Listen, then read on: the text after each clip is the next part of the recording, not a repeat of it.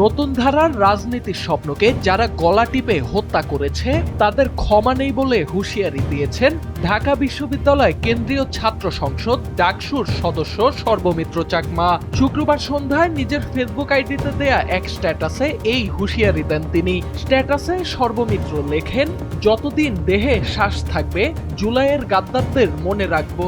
টাকার কাছে যারা বিক্রি হয়ে গেছিল, যারা তদবির, চাকরি, টেন্ডার বাণিজ্যে নাম লিখিয়ে আমাদের নতুন ধারার রাজনীতির স্বপ্নকে গলা টিপে মেরে ফেলেছে, তাদের ক্ষমা নাই।